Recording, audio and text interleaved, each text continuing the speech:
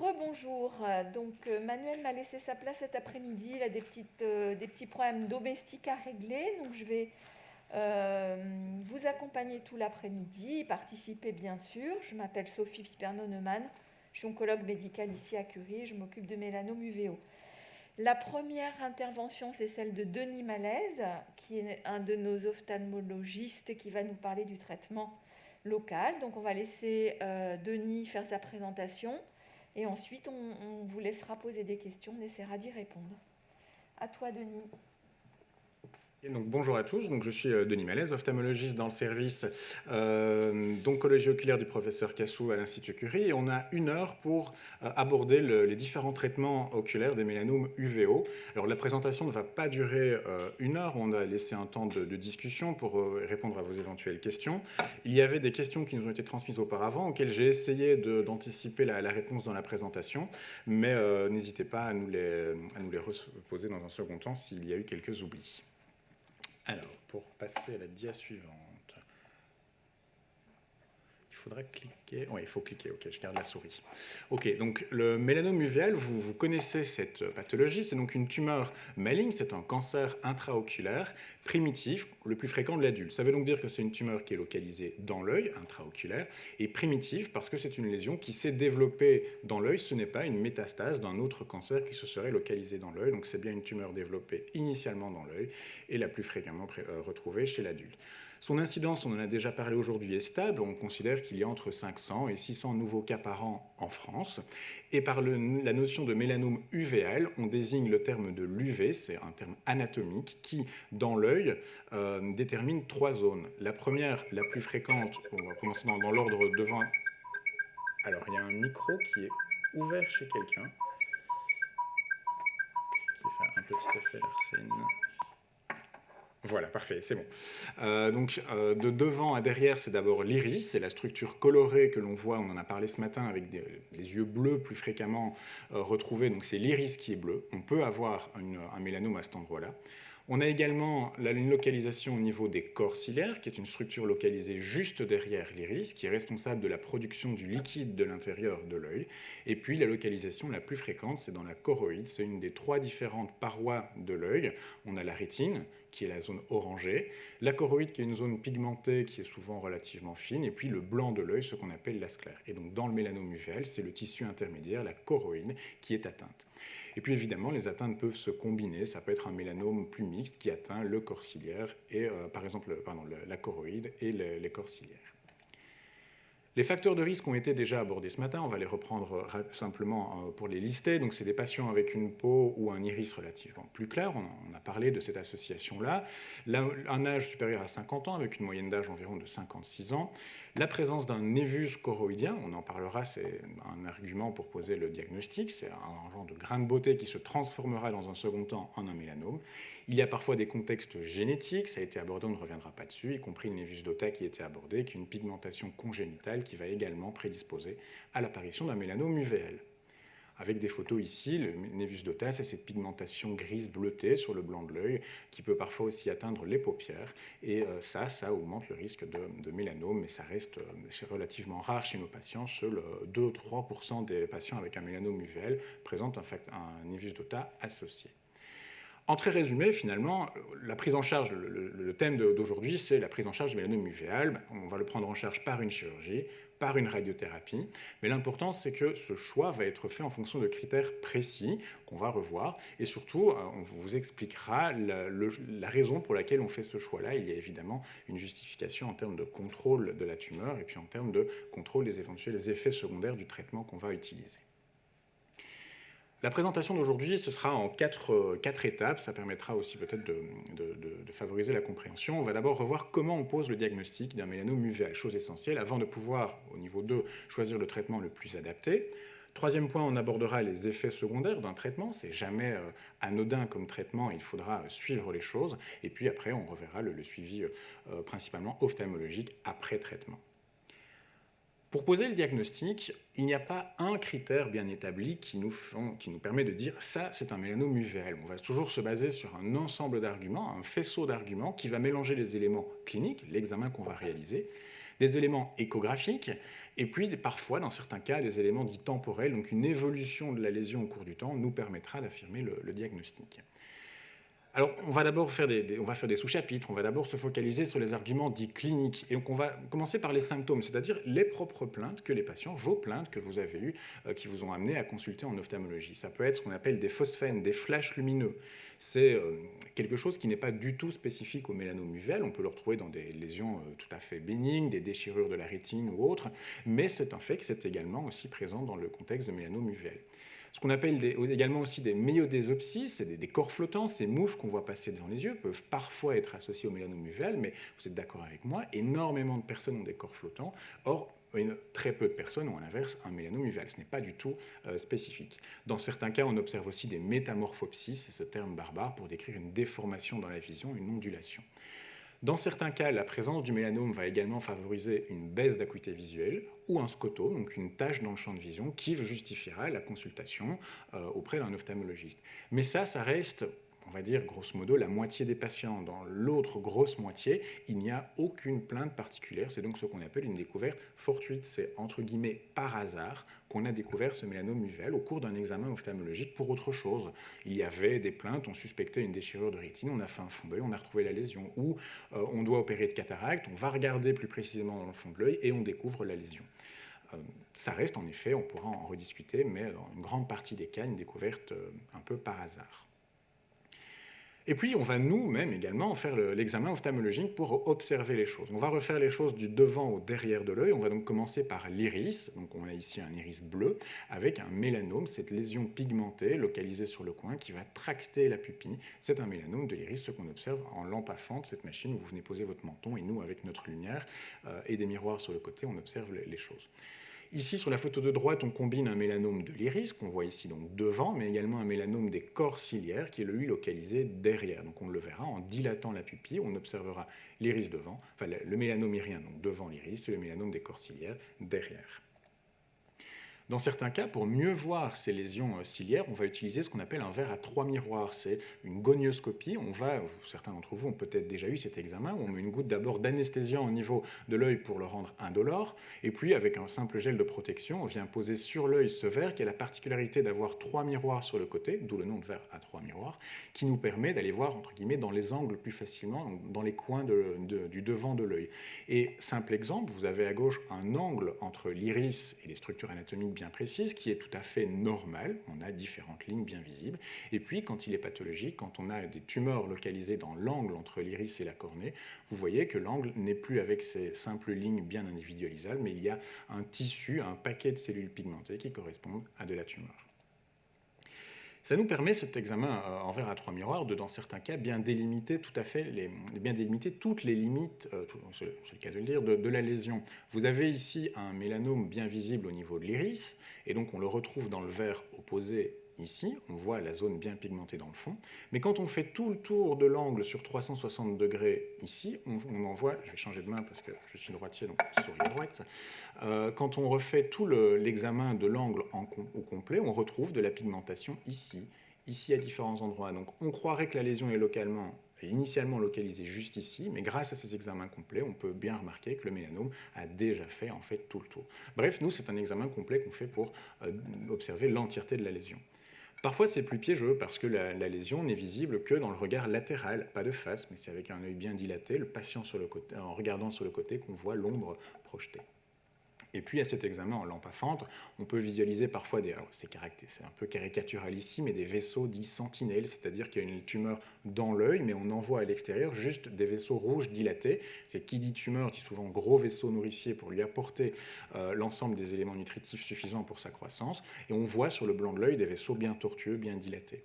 Et parfois, il y a dans certains cas de tumeurs plus volumineuses, vous voyez cette tache là-bas. Il y a évidemment un mélanome ici devant l'iris, il y a, je vous enlève le suspense, une lésion plus importante à l'intérieur et une tache là-bas qui, en zoomant, correspond en fait à ce qu'on appelle un nodule d'extériorisation. Ça veut donc dire qu'il y a une tumeur à l'intérieur de l'œil, mais relativement agressive, qui a traversé la paroi de l'œil pour sortir et donner un nodule à l'extérieur. Vous voyez ici un vaisseau sentinelle, ce gros vaisseau tortueux dilaté qui apporte les nutriments nécessaires à la tumeur, avec un début de sortie de la tumeur de l'intérieur vers l'extérieur de l'œil. Mais la majorité de notre examen clinique se focalise sur le fond de l'œil. C'est là qu'on retrouve les mélanomes de la choroïde qui sont la localisation la plus fréquente. Et on retrouve des aspects cliniques qui sont assez variables. Ça peut être ici une masse choroïdienne, c'est la localisation anatomique, pigmentée, elle est plutôt brunâtre, recouverte, c'est parfois caractéristique de pigments orange. On a parfois des masses qui sont beaucoup plus en relief. Vous avez la base du mélanome qui est ici, mais au centre, on a un gros dôme en relief. On va appeler une lésion dite plutôt en champignon. On a une base large, mais un dôme bien pigmenté. Et puis sur un autre type d'iconographie en grand champ, donc on a une vue beaucoup plus large ici de l'œil, mais vous avez une importante lésion périphérique, ici aussi, bien pigmentée. On reparlera de cet aspect, gardez cette image en tête, du décollement de rétine qui est associé. Et dans certains cas, les lésions peuvent en effet être assez volumineuses et remplir un tiers, un quart, voire un peu plus de l'œil.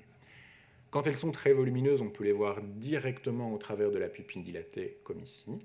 Mais bien qu'un mélanome fait souvent référence à des cellules pigmentées, on peut avoir des mélanomes qui sont, eux, appelés achromes. Vous voyez que sur la photo, la lésion est plutôt blanche, crémeuse, jaune, alors que si on regarde ici, c'est plutôt brun. Donc il y a des formes un peu différentes, mais grosso modo, que la lésion soit pigmentée ou non, ça ne changera pas le pronostic ou la réponse au traitement. On n'a pas en tout cas retrouvé d'arguments pour les différencier. Donc ça, c'était l'ensemble des arguments cliniques. C'est vos plaintes, ce qu'on examine, ce qu'on voit en examinant en lampaforme, donc à la partie antérieure de l'œil, à l'examen du fond d'œil. Ça fera l'ensemble des arguments cliniques.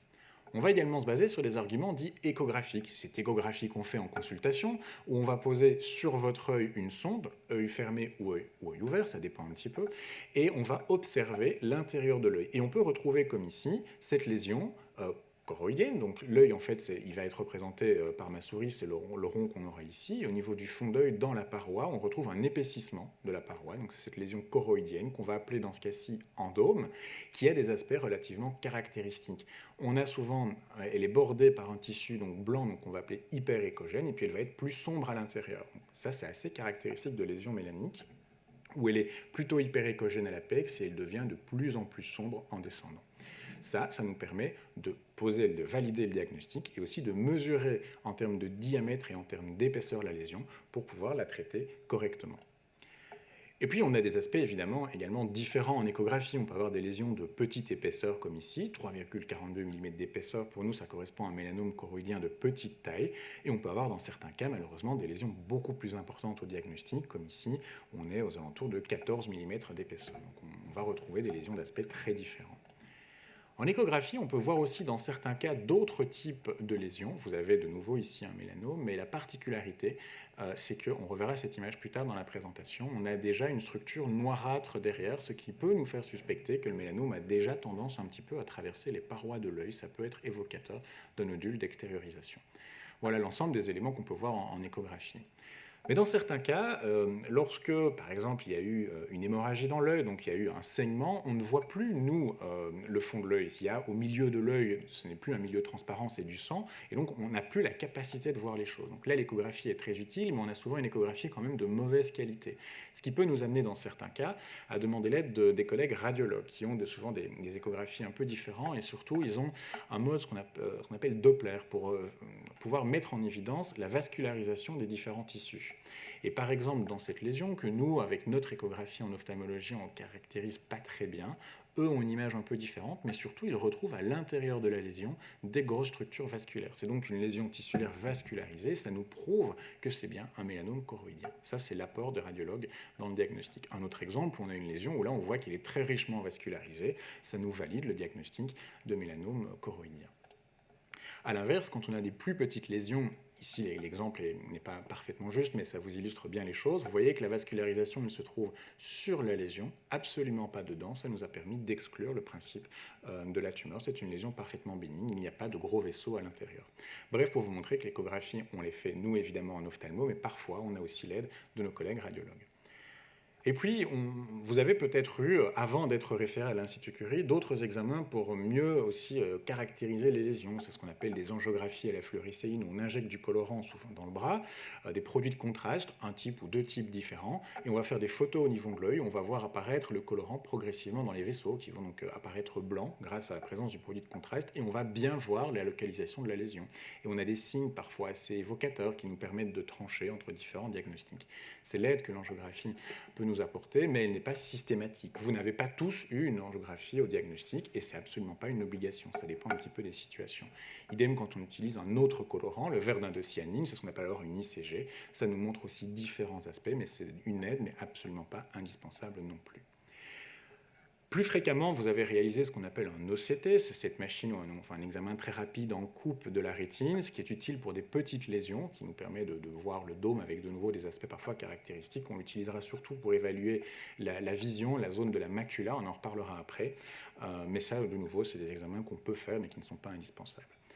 Certains d'entre vous ont parfois eu également une IRM, une résonance magnétique de l'œil, pour essayer de mieux caractériser la lésion. On l'utilise relativement peu, elle est principalement utile quand on n'a pas un accès facile au niveau du fond d'œil. De nouveau, si le patient a une hémorragie dans son œil, nous, on ne verra pas la tumeur, elle sera masquée par le sang. L'IRM a montre des aspects des lésions caractéristiques, avec une lésion dans différentes séquences, bref, hyper intense dans les séquences dites T1, hypo-intense dans les séquences dites T2, mais qui se rehausse, qui se recolore après injection de produits de contraste. Ça peut, dans certains cas, nous aider. Ça, c'était tout ce qui touchait l'échographie, les différents examens de type angiographie. Troisième élément, c'est les arguments dits temporels. On peut, dans certains cas, avoir un grain de beauté, un névus choroïdien au niveau du fond de l'œil. Et on nous réfère des patients pour avis, et on tranche un petit peu pour se dire que ce névus, un peu comme au niveau de la peau, même si on sait que ce ne sont pas les mêmes pathologies, mais c'est un peu la même chose. Vous allez chez le dermatologue qui vous dit ce grain de beauté-là, il est suspect ou non. On peut dire la même chose au niveau d'un grain de beauté au niveau de l'œil. Et s'il est suspect, on va le suivre fréquemment pour s'assurer qu'il ne grandit pas, qu'il ne s'épaissit pas, et dans ce cas-là, alors on pourra déterminer que c'est un mélanome choroïdien. Un exemple ici qui est un peu extrême, mais chez cette personne, en 2018, on a une lésion qui est quand même suspecte, mais qui n'a pas pour nous l'ensemble des caractéristiques qui nous permettent d'affirmer le diagnostic de mélanome choroïdien à ce moment-là. On va donc suivre dans le temps, et un an plus tard, il a été vu entre-temps, mais boum, ça se déclenche, on a une lésion qui est tout d'un coup plus épaisse. Ça nous prouve donc le caractère malin, le caractère cancéreux de la lésion. Si un grain de beauté était parfaitement bénin, il restera globalement stable dans le temps. Le jour où il se transforme, on sait qu'il est devenu un cancer, un mélanome, et dans ce cas-là, on se doit de le traiter. Parfois, les transformations sont beaucoup moins visibles que celles que je vous ai montrées sur la dia précédente. Ici, je vous ai tracé une ligne en pointillé qui délimite vraiment le bord extrême de la pigmentation très plane en 2019. Et en 2020, la ligne remonte très légèrement. Elle se rapproche du vaisseau ici. Il y a un très discret étalement de la pigmentation.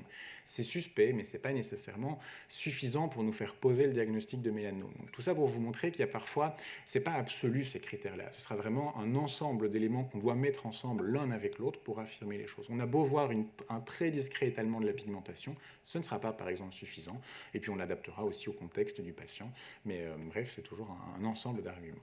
Tout ça pour vous dire que donc, ces grains de beauté, on va les classer selon, c'est des critères établis par une équipe à Philadelphie bien réputée pour voir si un grain de beauté est à risque ou pas d'évolution, et en fonction de ça, on fera un suivi à l'Institut Curie ou non, en coordination avec votre ophtalmologiste habituel, et on sera là pour, en cas de modification de la lésion, la traiter. Tout ça pour vous dire en effet qu'on va se baser sur une combinaison de différents arguments pour poser un diagnostic de mélanome uvéal. Ce diagnostic n'est pas toujours facile, il sera en effet plus difficile en cas de cataracte, de décollement de rétine, d'hémorragie dans l'œil qui nous masque l'aspect de la lésion. On aime bien réellement la voir pour l'observer en détail, d'où l'intérêt dans certains cas des examens complémentaires, échographie Doppler ou IRM. Et puis finalement, poser le diagnostic de mélanome, c'est aussi exclure les autres diagnostics. Dans un œil, toute lésion en relief n'est pas nécessairement un mélanome choroïdien. On peut retrouver des lésions beaucoup plus achromes, qui sont donc plus claires, plus jaunâtres, qui sont des métastases d'un autre cancer, qui parfois peut avoir une forme assez proche d'un mélanome de la choroïde, qui pour le coup, lui, est également achrome. Donc c'est d'où l'importance d'un examen clinique complet pour affirmer le diagnostic, mais également exclure d'autres pathologies. Voilà, première partie établie, on a affirmé le diagnostic de mélanome choroïdien. On va donc discuter avec vous du potentiel traitement, en tout cas, à réaliser. La particularité de l'ophtalmologie, des tumeurs en ophtalmologie, c'est qu'on voit un petit peu les choses en sens inverse de l'ophtalmologie traditionnelle. Vous allez chez l'ophtalmologiste habituel pour changer des lunettes, mieux voir. Nous, dans notre prise en charge, l'acuité visuelle est évidemment importante, mais ce ne sera pas le premier objectif de notre traitement. Quand on vous voit en consultation avec un mélanome au niveau de l'œil, notre premier objectif, c'est de contrôler, c'est de guérir le mélanome, de le traiter. Premier objectif. Deuxièmement, si possible, en préservant le globe oculaire, en ne faisant pas de chirurgie agressive, et donc on contrôle le mélanome, on garde l'œil en place, et troisième élément, si possible, en maintenant le plus possible la vision. On est un peu obligé de redéfinir les choses dans l'ordre avec un premier objectif de contrôle de la tumeur. Deuxième objectif, on maintient si possible l'œil en place. Troisième objectif, si possible, on essaie de conserver la meilleure vision. Il y a grosso modo deux types de traitements que l'on peut réaliser. Un traitement dit conservateur, où évidemment on garde l'œil et on fait un traitement par radiothérapie. De deux types, on va en reparler. Et un autre traitement par chirurgie, dit non conservateur, c'est la chirurgie d'énucléation, on y reviendra également. Première étape, la protonthérapie. C'est donc une radiothérapie qu'on appelle externe. La source d'irradiation vient de l'extérieur de vous, ce n'est pas directement collé à l'œil, et on utilise ce qu'on appelle un faisceau de protons. Ce sont des particules chargées, lourdes, ce n'est pas des photons, ce ne sont pas des rayons X, c'est un autre type d'irradiation qui a la particularité d'être précis et surtout, sur tout le trajet entre la machine et le fond de l'œil, il ne délivre que très peu d'énergie. Par contre, il est focalisé sur la tumeur et c'est au niveau de la tumeur qu'il va délivrer presque l'entièreté de son énergie au niveau d'une structure bien déterminée qui est le pic de Bragg. Particularité donc des photons, des protons, sur l'image à droite, il délivre peu d'énergie en amont, il délivre toute son énergie dans la tumeur et il délivre peu d'énergie après. Il épargne donc relativement bien les tissus au pourtour. Alors que les rayons X classiques, eux, vont entre guillemets irradier une zone beaucoup plus large, également en dehors de la zone d'intérêt, en dehors de la tumeur. C'est donc un traitement qui est relativement bien ciblé, avec une dose relativement bien homogène également au sein de la tumeur. Il y a de nouveau un micro qui est ouvert. Parfait, merci. Et donc, quand on propose aux patients un traitement par protonthérapie, on a tout un schéma où on va un schéma de prise en charge où nous, on a besoin d'avoir des photos précises au niveau du fond de l'œil. On va réaliser un schéma précis de la lésion. On va en échographie mesurer son diamètre, mais surtout son épaisseur. On va en discuter avec vous, vous donner des explications sur les avantages, les inconvénients du traitement. On va valider cette indication-là en RCP. Donc, on va discuter entre différents spécialistes et pas que les ophtalmos. Il y aura également un radiothérapeute notamment. Que ce soit dans la RCP de Curie une fois par semaine ou la RCP du réseau national, on en reparlera aussi. Mais donc on se connecte une fois par semaine les jeudis soirs pour discuter de cas avec d'autres centres du réseau Mélaconet. Et on valide donc l'indication. Pour faire un traitement par protonthérapie, qui est donc une radiothérapie très ciblée, il faut guider le radiothérapeute. Il faut lui dire exactement où il doit focaliser les rayons. Pour ça, on doit déposer sur l'œil, suturer à la surface de l'œil, des clips de repérage. C'est un métal non magnétique, c'est du tantal. Donc quand on dit non magnétique, ça veut dire qu'il ne contre-indique absolument pas la réalisation d'une IRM. Vous pouvez réaliser une IRM après la chirurgie de la pose des clips. Vous aussi ne sonnerez pas dans un portique d'aéroport. Donc c'est métallique, certes, mais pas magnétique. En pratique, donc dans cette chirurgie qui se fait sous anesthésie générale, on va illuminer l'œil, grosso modo, et normalement l'œil est relativement transparent à la lumière. Donc on va voir l'œil s'éclairer entre guillemets de l'intérieur, sauf au niveau de la tumeur, qui elle est pigmentée, et la tumeur, elle va masquer la lumière, elle va bloquer la transillumination. Donc si vous voulez, on a l'œil tout à fait normal ici qui s'illumine, sauf que la tumeur est ici, et on la localise très bien, et on va suturer à distance ou à proximité, c'est chirurgien indépendant, les clips de repérage. On va après mesurer la distance entre les clips, la distance entre les clips et la tumeur pour cartographier la localisation de la lésion à la surface de l'œil. Ça permettra de reconstruire tout ça en 3 dimensions. Et voilà la photo d'un clip métallique avec son petit fil de suture que l'on peut parfois voir à la surface de l'œil. Ça dépend un peu d'où on les a mis dans la chirurgie. Grosso modo, ces clips ne sont pas enlevés, il n'y a pas besoin, sauf si, comme ici, on a dû les mettre vraiment sur le devant de l'œil. Dans ce cas-là, ils peuvent, dans certains cas, provoquer une gêne et on peut les enlever par une simple chirurgie sous anesthésie locale. Une fois qu'on a donc posé ces clips, les radiothérapeutes et les physiciens peuvent modéliser en 3 dimensions la lésion. Donc vous avez le schéma d'un œil et ils recartographient précisément les choses dans les différents axes de l'œil, sur le côté, vue de face et autres, en ayant pour objectif de traiter toute la tumeur et d'épargner, si possible, on y reviendra, des zones bien essentielles qui sont le nerf optique ici et la macula qui sont importantes pour la vision. Autre élément aussi, on essaiera d'éviter l'irradiation de la glande lacrymale, qui est la structure sur le côté de l'œil qui justement permet une bonne hydratation. Et si elle est irradiée, on a un risque de provoquer une importante sécheresse au niveau de l'œil, donc on essaye de l'éviter. Et pour vous donner un exemple, on a une photo avec ici la lésion, on a via des calques transparents recontouré la lésion. Elle est réutilisée en physique, vous voyez les schémas, on l'a sur l'écran, moi je les vois, ils sont ici, on en a un là, c'est la modélisation des clips de repérage qu'on a mis, c'est modélisé en 3 dimensions, c'est revalidé, c'est au moins vérifié par 3 personnes différentes pour assurer une irradiation complète de la lésion. Et puis vient ce fameux moment de la protonthérapie qui se fait à Orsay, c'est une histoire principalement de place, il faut un accélérateur de particules, c'est assez volumineux. Et ce traitement est fait en plusieurs étapes. Il y a d'abord une séance de repérage, surtout de positionnement, parce qu'on va créer un masque thermoformé adapté à votre visage pour que la tête se repositionne de façon exactement identique lors des 4 séances.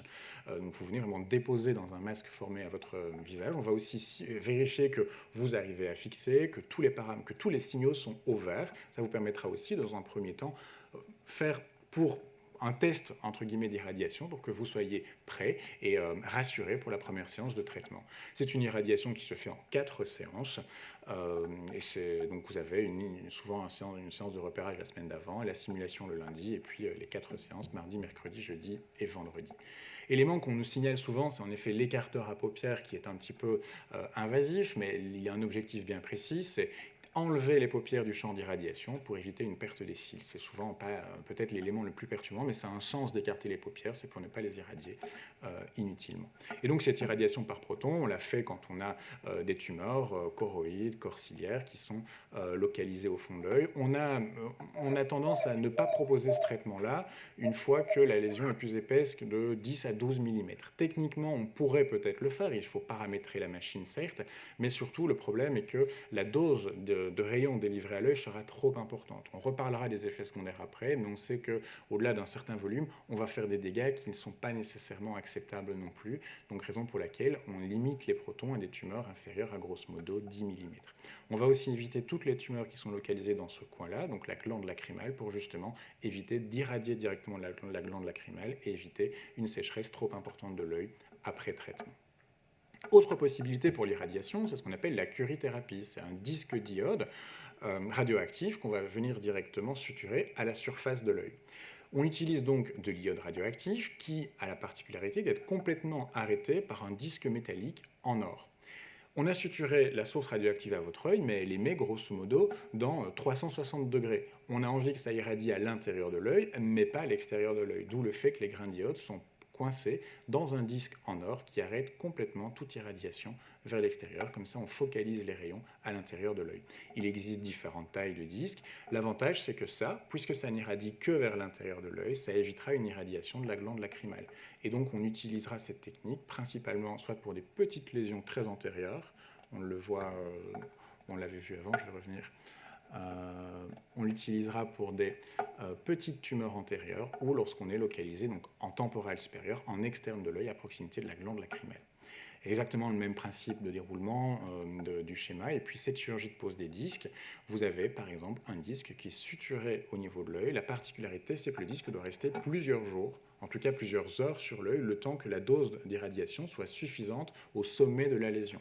Cette durée d'irradiation, elle est calculée en fonction de l'activité des grains d'iode, s'ils sont guillemets, nouveaux ou anciens. Un grain ancien va irradier moins, donc il doit rester plus longtemps. Ça dépendra de la taille de la tumeur, ça dépendra du diamètre et de l'épaisseur de cette tumeur.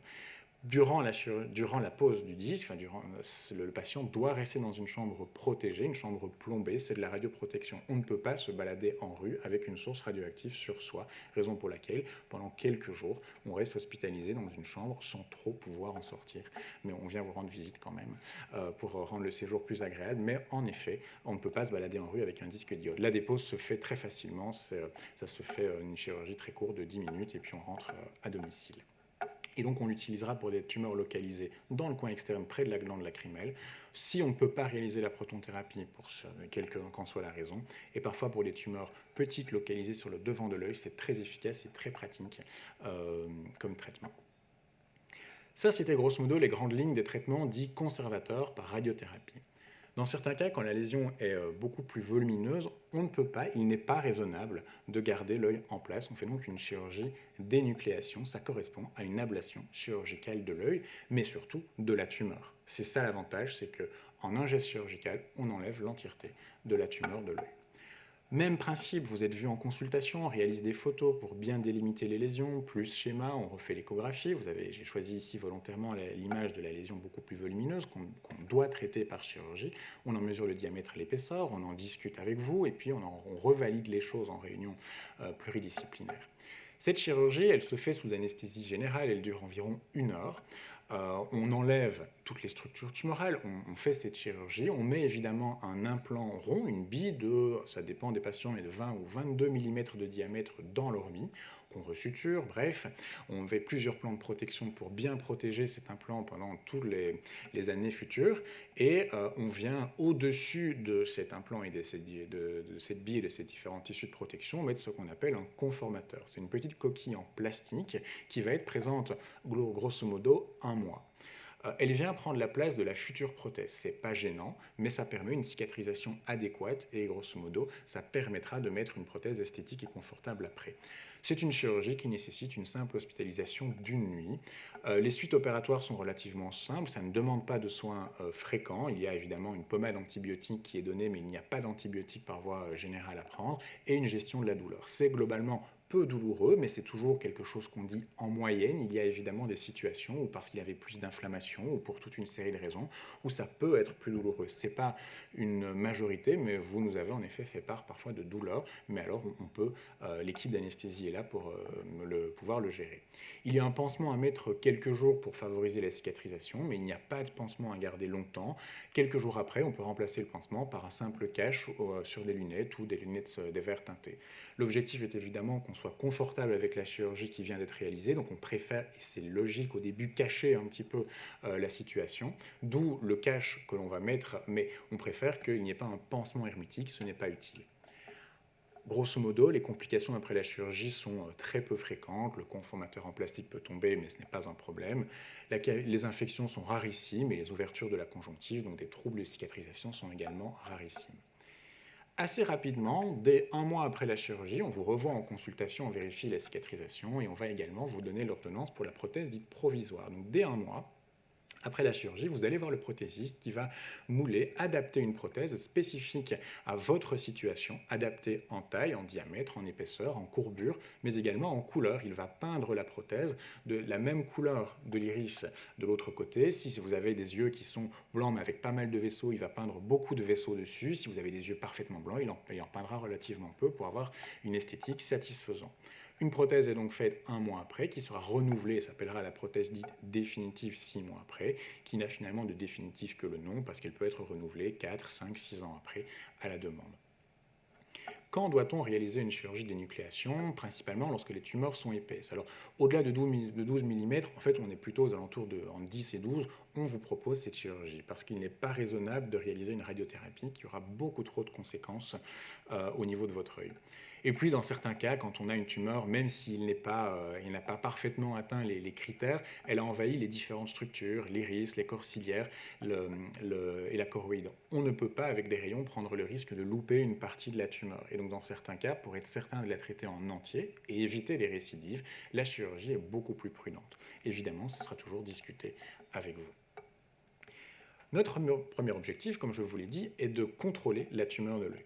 Justement, en termes de contrôle, si on a fait une chirurgie d'énucléation, si on a enlevé l'œil, on a enlevé a priori toute la tumeur. Et c'est ça qu'au laboratoire, on va analyser dans l'œil qui a été enlevé, on va valider le diagnostic de mélanome choroïdien.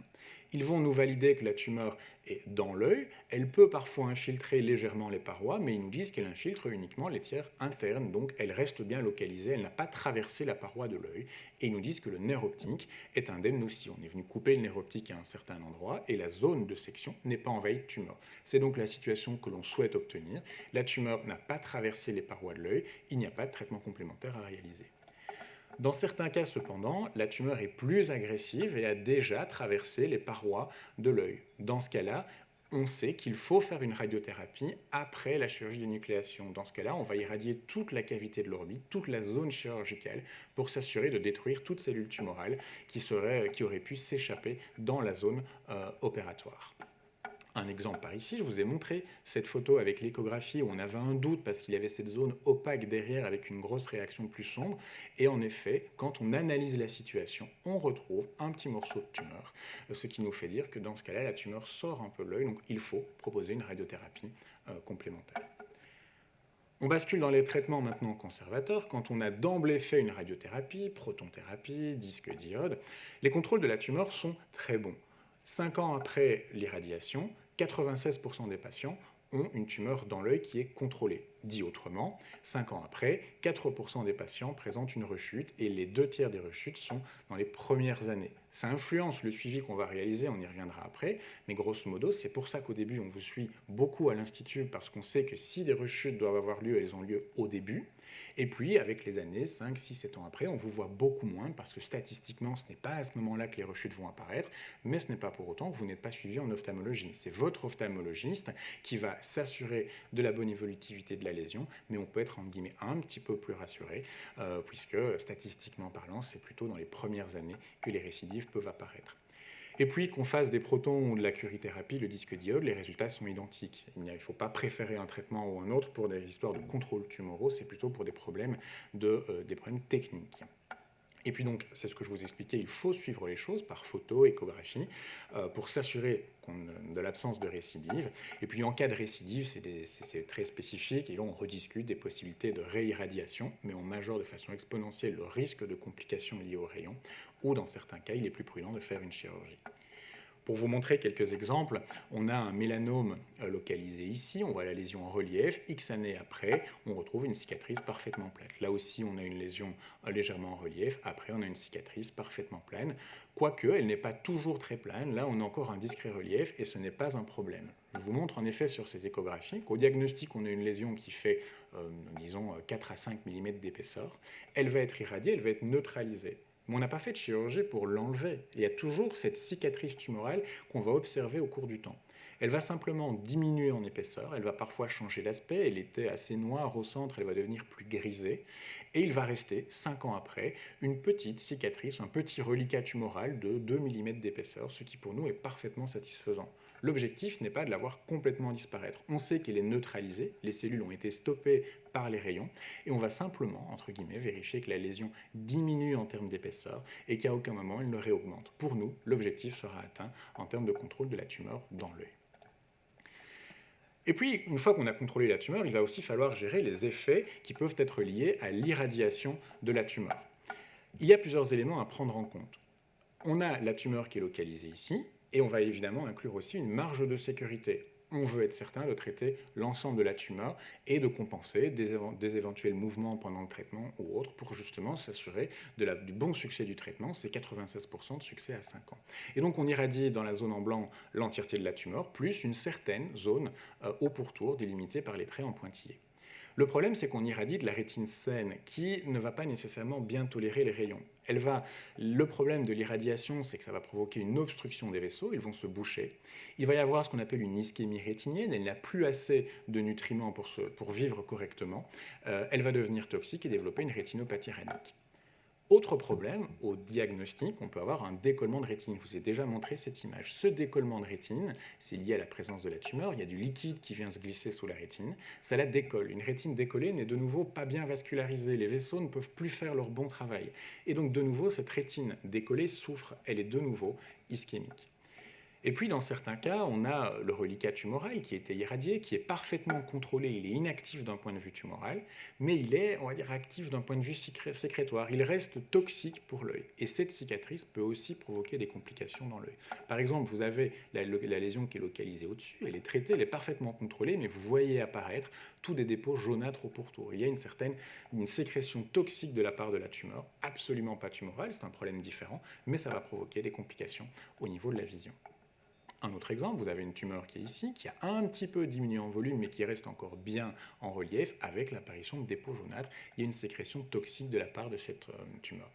Grosso modo, retenons donc qu'il y a ce qu'on appelle une ischémie au niveau de la rétine. La rétine souffre de cette irradiation, elle n'est plus bien vascularisée.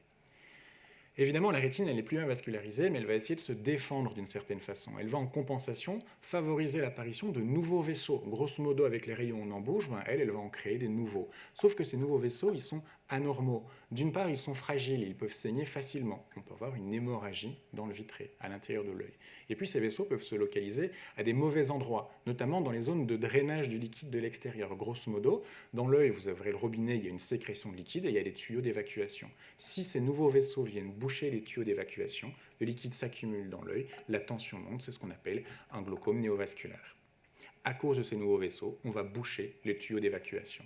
Ces nouveaux vaisseaux peuvent se mettre un peu partout, par exemple sur la surface de l'iris. Ça va rendre un œil non-voyant, parfois très douloureux et même inesthétique, ce qui peut amener à compromettre la préservation du globe. Quand on a ces complications un petit peu fort avancées, il est parfois raisonnable de faire une chirurgie d'énucléation. Dans un second temps, on va retirer l'œil, non pas pour des problèmes de tumeur, la tumeur est bien contrôlée, mais plutôt pour des problèmes de complications d'irradiation. L'œil n'a pas bien toléré les rayons.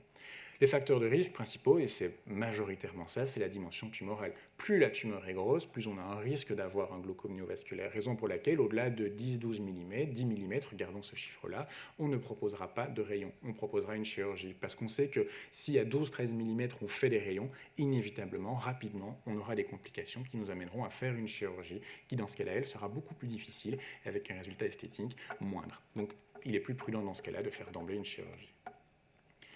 Comment traite-t-on un glaucome néovasculaire ? Difficilement, justement, on doit associer des gouttes, on en met 1, 2, 3 principes actifs différents. Une chirurgie n'est pas toujours indiquée, on prend des comprimés, Diamox, pour essayer de diminuer la tension dans l'œil.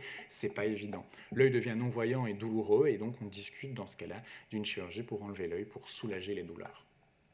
Mais bon, on essaye de ne pas arriver là aussi. On va essayer de prévenir l'apparition de ces complications vasculaires. Prenons par exemple cet exemple-ci. Si vous avez la rétine saine qui est irradiée et qui souffre, on peut, au laser, je vous montrerai d'autres photos, la traiter. Grosso modo, on va venir neutraliser la rétine toxique. Elle sécrète des substances anormales. Grosso modo, on la détruit pour qu'elle ne les sécrète plus. On peut dans certains cas aussi réaliser des injections dans l'œil d'anti-VEGF parce que cette rétine toxique sécrète du VEGF, donc on injecte de l'anti-VEGF. Ce décollement de rétine au diagnostic également aussi pourra justifier la réalisation dès l'irradiation, juste après, d'une série d'injections intravitrelles. On en fait 3, 4, 5, 6, espacées d'un mois, pas nécessairement à Curie, rarement à Curie d'ailleurs, mais plutôt à proximité de votre domicile pour favoriser les choses. Et puis dans certains cas, on peut aussi enlever la lésion, mais ça c'est beaucoup plus rare, cette chirurgie de reliquat de la cicatrice pour éviter les complications. C'est une chirurgie d'endorésection, mais ça c'est beaucoup plus, c'est des indications très spécifiques. Les conséquences qui justifient une énucléation secondaire, c'est relativement rare, c'est moins de 10% de nos patients. Et puis, dans certains cas, on a une irradiation du nerf optique ou de la macula, donc directement des zones beaucoup plus sensibles pour la vision.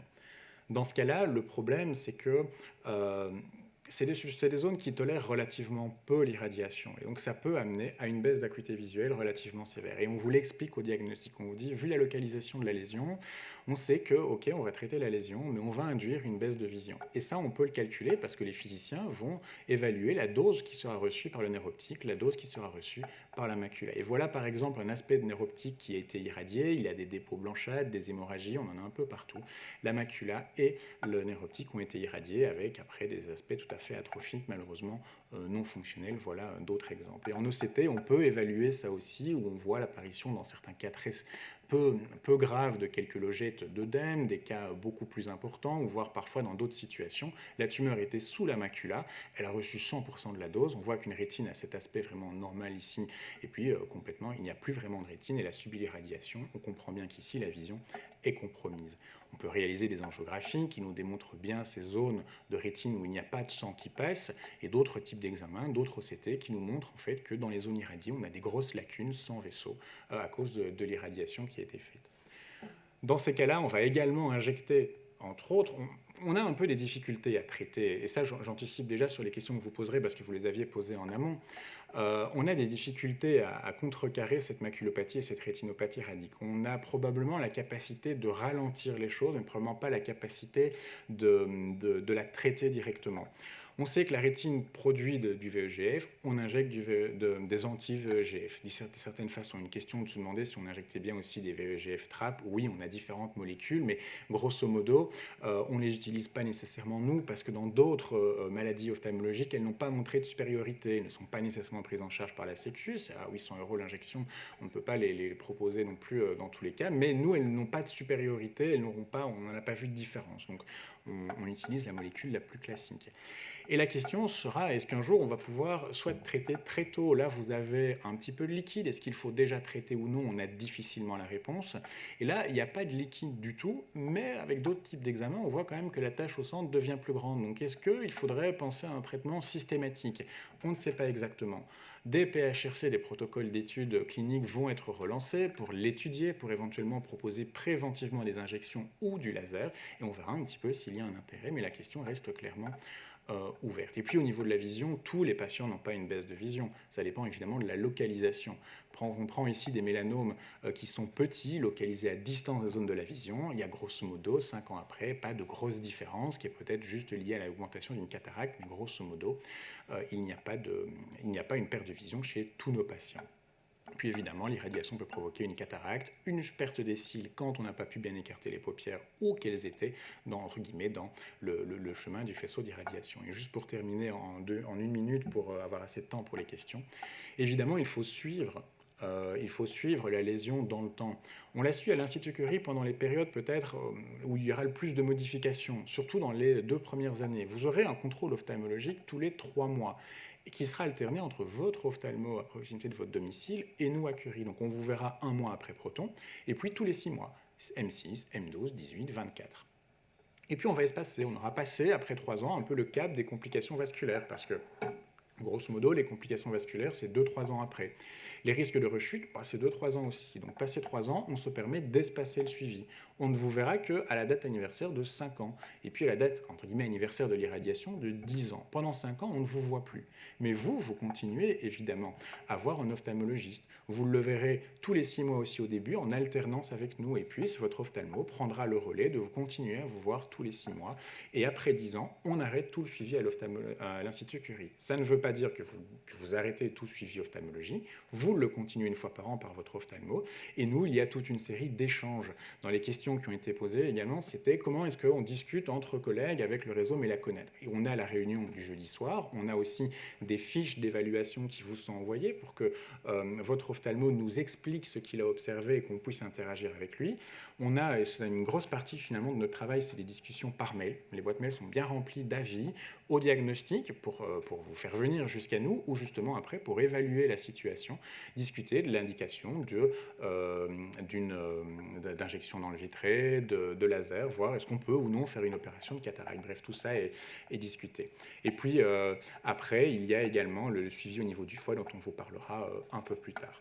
Donc voilà, en conclusion, le traitement d'un mélanome uvéal va se baser sur un faisceau d'arguments. On va utiliser la taille, l'épaisseur, la localisation pour vraiment déjà poser le diagnostic et vous proposer le bon traitement, qui sera soit un traitement où on garde l'œil, proton, curithérapie, bref des rayons, soit un traitement où on ne pourra pas garder l'œil, c'est la chirurgie d'énucléation. On va devoir gérer toutes les complications, que ce soit pour préserver le globe, éviter le fameux glaucome néovasculaire, ou gérer les complications pour la vision, notamment par les injections intravitréennes et ou du laser. Et je vous remercie de votre attention. On a une dizaine de minutes pour les questions. Merci beaucoup Denis, c'était super complet, super intéressant. Est-ce que certains ont des questions auxquelles Denis n'aurait pas répondu? Je vais reprendre les copions parce que j'avais listé les questions qu'on avait posées. Elles sont là. Alors, une première question, Denis, concernant le traitement des effets secondaires. Comment vous choisissez entre du laser ou des injections intravitréennes? C'est pas nécessairement pour traiter la même zone. Quand c'est de l'œdème maculaire, on va surtout, donc quand c'est localisé dans la macula et que c'est ce liquide qui est présent, on va surtout faire des injections. Le laser, on va l'utiliser pour des zones de rétine plus périphériques, plus localisées dans les coins, où là, on va brûler la rétine toxique. On ne peut pas faire du laser sur la macula, qui est la zone essentielle de la vision, ou sinon on brûlerait cette zone-là. Donc grosso modo, retenons que les injections, on les fait surtout quand on a de l'œdème au niveau de la macula, et le laser, on le fait pour traiter la rétine périphérique. On fait également des injections quand il y a un gros décollement de rétine au diagnostic. Merci. Il y a une deuxième question qui est une question technique pour essayer de diminuer la zone d'irradiation des tissus sains par protonthérapie. C'est déjà le but de la protonthérapie. Oui, et est-ce qu'on essaye de diminuer la zone de... C'est ça, donc la possibilité de diminuer la dose d'irradiation des protons dans la zone de sécurité. Alors, techniquement, tout est possible, mais volontairement, ce n'est pas fait. Ça a été discuté entre les centres de protonthérapie. Il n'y en a pas énormément dans le monde. C'est une dizaine de centres qui traitent par proton les mélanomes UVO. Et l'attitude a été de ne pas le faire parce que c'est comme ça qu'on a des récidives. Ceux qui l'ont fait ont eu des récidives tumorales. Et ça, une récidive, on ne souhaite pas la voir apparaître. Donc, notre premier objectif reste celui-là, traiter la tumeur. Donc, non, on ne diminuera pas la zone de sécurité. Ça a été longuement discuté avec Rémi Dandal, le radiothérapeute, qui a été... S'il faut repasser la souris sur l'autre écran, en fait. Voilà, elle revient là. Alors, les effets secondaires à l'IVT... Le principal effet secondaire, ce n'est pas l'IVT en elle-même, c'est la bétadine qu'on utilise pour l'IVT. Parce qu'on doit désinfecter la surface de l'œil, il n'y a rien à faire. La bétadine, ça reste quand même quelque chose d'un peu irritant, donc c'est pour ça qu'on rince bien. Il y a un traitement hydratant à réaliser après. Mais les autres effets, c'est rarissime, une infection, un décollement de rétine, non. Par contre, l'irritation après l'injection, oui, parfois une douleur pendant le geste, ça peut arriver, mais ce n'est pas fréquent. Quand ça arrive, c'est gênant, mais heureusement, ce n'est pas fréquent. Très bien. Alors... J'aimerais bien remettre mon masque, mais je l'ai planqué là. Oups. Les IVT ont-elles une bonne réponse sur les maculopathies ou papillopathies radiques ? Le problème, c'est que s'il y a eu une irradiation directe de la macula ou du nerf optique, probablement qu'on peut essayer de ralentir la baisse d'acuité visuelle. Mais une irradiation pour un mélanome, c'est 60 degrés, c'est quand même une irradiation forte, donc probablement que l'effet n'est pas magique. On n'arrivera pas à retrouver une vision de 10 dixièmes comme avant. Mais essayer de ralentir ou de préserver la situation, ça oui, on y arrive. Pas toujours, mais on peut y arriver. En tout cas, il faut tester. Par contre, on ne s'acharnera pas non plus. On verra bien en fonction des analyses en OCT, si on voit qu'il y a une destruction de certaines zones bien typiques de la rétine, on ne va pas vous proposer inutilement ces injections-là. Donc l'efficacité, on va plutôt dire qu'elle est, on va être modéré pour le moment. Mais avec l'évaluation de nouveaux produits, ça a été mis aussi dans les questions. Évidemment, il y a des solutions alternatives qui, quand elles seront disponibles, on pourra les tester. On va réévaluer l'intérêt de faire ça en préventif pour améliorer l'efficacité. Et puis au laboratoire, on a d'autres projets de recherche pour essayer de mieux comprendre, parce qu'une question était posée, est-ce que c'est exactement comme une DMLA, la fameuse dégénérescence de la macula liée à l'âge ? Oui, ça touche la macula, on injecte de l'anti-VEGF. Oui et non, c'est la même zone anatomique, mais la DMLA, c'est des vaisseaux anormaux. On fait aussi des injections dans un contexte de diabète, chez des patients qui ont des complications liées au diabète. Là, c'est probablement une perte de perméabilité de certains vaisseaux, mais surtout des cellules de Müller ou autres qui sont toxiques, qui perdent leur aspect normal. Et dans l'irradiation, c'est probablement plutôt au niveau des capillaires, la paroi des vaisseaux. Donc le mécanisme n'est probablement pas le même. Donc le traitement n'est probablement pas parfait non plus. On a le même traitement pour des pathologies qui ne sont pas les mêmes. Donc à nous de trouver des traitements plus spécifiques et plus ciblés, et là on ne les a pas encore. Et ces injections, c'est aussi une des questions, ont-elles elles-mêmes des effets secondaires ? Non, c'est ce que je disais tout à l'heure. Les effets secondaires de l'injection, c'est plutôt ce qui est lié à l'acte, la désinfection de l'œil qui est irritant pendant quelques jours après. L'effet secondaire de l'injection, vraiment, si on fait mal le geste, on peut obtenir une cataracte, c'est rarissime. Le décollement de rétine, c'est rarissime. L'infection, c'est rarissime. Parfois une douleur au moment de l'injection. Ça, oui, on ne peut pas le nier, mais ce n'est pas fréquent. Mais grosso modo, non. Je pense qu'on peut dire qu'il y a peu de complications liées à l'acte de l'injection intravitréenne. Il y a une question sur les délais... moyen en tout cas, entre les effets secondaires de la protonthérapie, les effets secondaires des traitements complémentaires, la réhabilitation visuelle. Je crois que c'est ça la question. Alors c'est vrai que la notion de 2-3 ans, c'est toujours une moyenne. Dans certains cas, ça peut survenir beaucoup plus tôt, dans certains cas, ça survient beaucoup plus tard. Donc on donne un chiffre, mais il ne faut pas s'accrocher au chiffre. Et si on a perdu la vision, c'est alors toujours la question, oui, si on a une... on voit dans les revues scientifiques ou moins scientifiques qu'on a des implants dans les yeux. On arrive à refaire voir des patients qui ont perdu la vision pour de la DMLA. Alors ça reste très théorique, il y a quelques patients qui en bénéficient, c'est de la recherche adaptée à quelques patients. Nous, en oncologie, on n'est pas exactement adapté encore pour ça, parce qu'on va souvent, on irradie le nerf optique.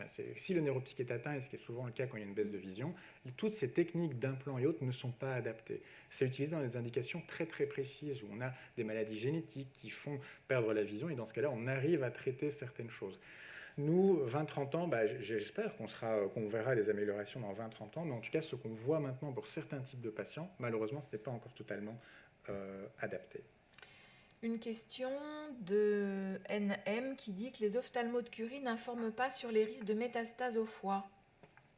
Bon, on pourra en rediscuter en effet, On en parlera, mais typiquement, si on propose le suivi et d'imagerie au niveau du foie, c'est qu'on en parle. Par contre, la suite de la question, y a-t-il des différences entre le traitement par proton et nucléation? La réponse est non. En termes de risque de métastase. Exactement. Donc on va reprendre les choses dans l'ordre. Si vous avez une même tumeur, qu'on la traite par proton ou par énucléation, le risque qu'elle fasse des métastases n'est pas le même. Par contre, ce qui est différent, c'est que ce n'est pas les mêmes patients qui ont une énucléation ou les mêmes patients qui ont une protonthérapie. La taille de la tumeur est différente, donc le risque n'est pas le même. Mais il ne faut pas se dire que je préfère faire une énucléation pour avoir moins de métastases au foie. Ce n'est pas là-dessus qu'on va baser la réflexion. Alors, une question d'actualité. Est-ce que vous êtes en manque de matières premières pour la protonthérapie dans le contexte actuel? De matières premières, non, mais de personnel, oui. Si vous connaissez des manipulateurs radio, des techniciens, des physiciens, des radiothérapeutes, envoyez-les nous.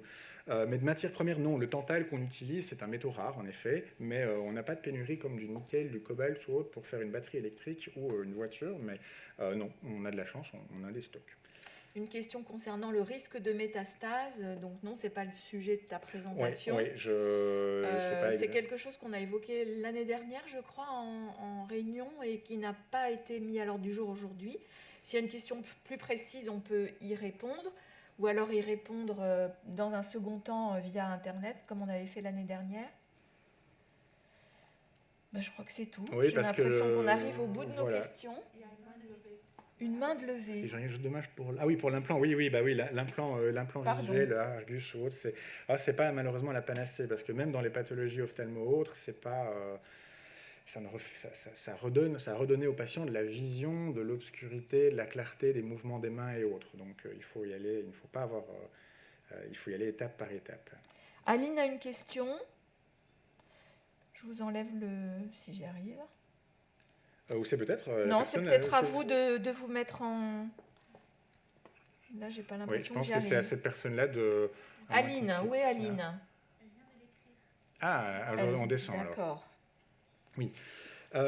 Comment, alors, par un ophtalmo en ville qui n'a jamais rencontré des cas? Alors, normalement, c'est vrai que c'était une question que j'ai oublié, c'est sur mes antisèches pourtant. Au diagnostic, dans les courriers qu'on envoie aux correspondants, on envoie aussi un courrier qui explique le suivi, à la fois l'importance du suivi ophtalmo et au niveau du foie. Donc il y a normalement des consignes et il reçoit toujours le compte-rendu de chaque consultation. Donc cet échange est mis et logiquement on essaye à chaque fois de bien dicter contrôle intermédiaire en ville avec échographie, ci, c'est ou ça. Donc logiquement l'ophtalmo a quelques informations et le suivi est relativement simple. Une photo du fond d'œil ou en tout cas une comparaison à l'aspect quand il examine votre œil pour vérifier que les diamètres et que le relief de la lésion ne soit pas différent. Mais de toute façon, quand ils ont le moindre doute, nous, on reçoit pas mal d'échanges de mails, on a des photos qui sont faites en cabinet, et puis même si ils vous disent en effet que la situation est stable, et ils le valident eux-mêmes, ils aiment bien qu'on le contrôle aussi. Donc il y a tout un échange qui se fait pour qu'ils puissent valider son examen. Et le suivi, en fait, c'est un examen du fond d'œil, observer l'absence de complications, donc on mesure la tension de l'œil, on fait parfois un OCT pour vérifier qu'au niveau de la macula, il n'y ait pas du liquide, qui nécessiterait la justification d'injection. C'est en fait un suivi ophtalmologique relativement classique et non différent d'autres pathologies de la rétine. La dernière question qui concerne l'acuité visuelle après la protonthérapie, mais également à l'issue de laser qui a dû être fait pour une complication possible. Oui, il faudrait voir techniquement, le laser n'est pas fait... Il y a des situations plus rares, donc c'est toujours difficile de parler d'un cas précis dans une présentation globale, mais normalement, le laser n'est pas fait directement sur les zones de la vision. C'est peut-être plutôt l'évolution de la maladie qui n'a pas pu être contrôlée par le laser et qui fait que la vision a quand même, malheureusement, brutalement diminué après. Dans certains cas, on fait du laser juste proche aux zones de la vision, mais c'est assez peu fréquent. Il faudrait revoir le cas. C'est toujours difficile, désolé de répondre comme ça, mais il y a des situations bien spécifiques. Merci beaucoup, Denis. C'était une super présentation. Si vous avez d'autres questions, n'hésitez pas à les envoyer et on les transmettra à Denis pour qu'il puisse vous répondre sur le traitement local.